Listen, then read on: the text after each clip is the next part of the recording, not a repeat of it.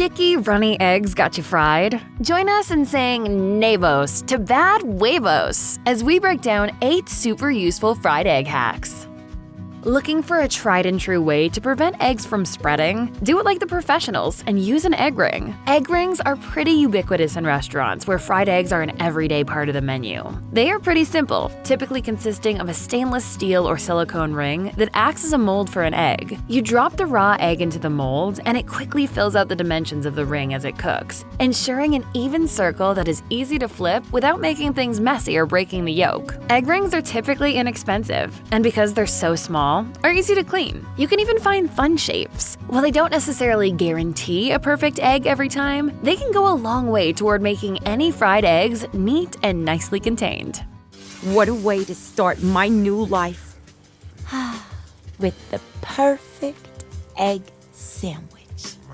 Sure, you can buy a stainless steel egg ring. They're pretty affordable, but doing so might not even be necessary because you may have all the tools you need to make your own egg ring, an onion. We have onions. We have onions? Yes. You have onions in this house? Yes, I believe. Yes! You can also use bell peppers, or really anything that can be cut into a ring to hold an egg. Onions are more likely to offer a perfectly round mold, while a bell pepper will give you a slightly irregular, but definitely usable shape. Also, bear in mind that both may impart a little flavor, so if you don't like onions, well, probably don't do this. But if you're looking to keep your egg well contained and want to use something you already have on hand, and something edible, no less, a roughly ½ inch thick slice of either vegetable should get the job done. And if you want to take your edible ring to the next level, you can always go for the classic eggs in a basket using a slice of bread with a hole cut out of the center. It might seem obvious, but it's easy to overlook. A larger pan means that an egg has more opportunity to get messy. Much like feral cats, eggs can't spread if they have nowhere to go. Accordingly, a pretty simple way to keep your fried eggs from spreading is just to use a small pan. A 1-egg pan is designed for just that, and inherently limits how far an egg can spread. A small pan also allows room for experimentation. You might find that a pan of a certain size is great for frying 2 eggs and keeping them neatly contained next to each other. Or you could try wee little single-serve omelets. Whatever your personal preference, a mini pan can be a great investment if you regularly fry eggs. An egg is an egg, right? Why should its temperature matter? What's it matter?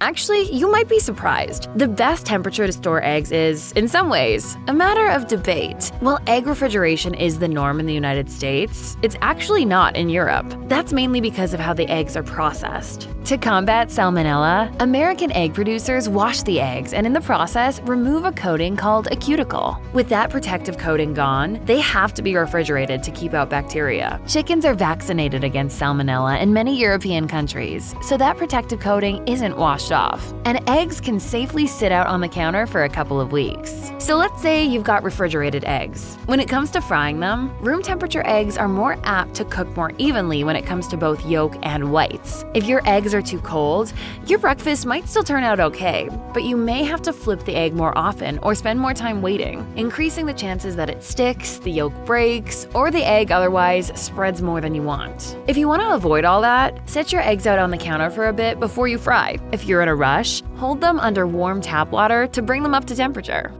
Technically, you can fry eggs in almost any type of pan, or on any surface for that matter. As long as it gets hot enough, that egg's gonna fry.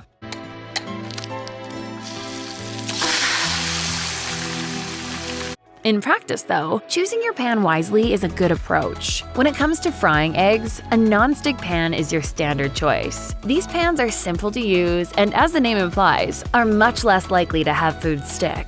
If you're trying to stay away from Teflon-coated pans, there are other options. Stainless steel, cast iron, and ceramic pans are always good options for eggs. You'll probably have to use a little more oil or butter with those materials, and sometimes a cast iron can slightly discolor eggs due to a reaction between the iron of the pan and the sulfur in the eggs, but even that shouldn't happen in a well-seasoned pan. Speaking of using enough oil, this step is always important when frying eggs, especially if you're not using a nonstick pan. It does take some time to get the hang of exactly how much to use. After all, you don't want an overly buttery or oily egg. That can quickly become unappetizing. But a sufficient coating of fatty liquid will make all the difference when you go to fry your eggs. An egg can stick to a pan quickly, and once that process starts, spreading will be the least of your concerns. Freeing the egg will almost invariably pop the yolk, forcing you to make impromptu scrambled eggs. Keep on smiling. I said over easy! One often overlooked frying medium is lard. It has a higher smoke point than butter and lends a savory hint of flavor to the eggs that you won't get with butter or oil. Some days you're just in a rush and you want your food cooked as quickly as possible, so just turn up the heat, right? Don't do it. Don't even be tempted. Eggs are finicky little beasts, and frying at too high a temperature will make them much more prone to sticking. You can scrub and scrape, but you can't escape the nightmare of your sticky pans! Butter also starts to smoke at around 350 degrees Fahrenheit, and it's all too easy to smoke up a kitchen when you crank up the heat under a pan of butter. Even if you avoid sticking and smoking, eggs simply won't cook as evenly on high heat. The egg yolk doesn't cook as fast as the egg white, and if the heat's too high, you're liable to end up with rubbery whites by the time the yolk gets done. Medium heat, even a bit on the low side, is your best bet to perfectly fry your egg. Let's say you get everything just right. Your egg looks like a golden canary roosting in a patch of virgin snow, and you go to flip it and break the whole thing apart. No! Truth be told, it takes some practice and experience to perfectly flip an egg, and ultimately, there's no way around that. But one tool that can smooth the process is a fish spatula. If you've never heard of it, a fish spatula is a type of long, slightly angled spatula with slots in it, which can help more easily get into and under foods. And it's not just good for fish. Anything that requires deftly flipping something delicate will benefit, like eggs. Give it a try and you might just flip your luck around.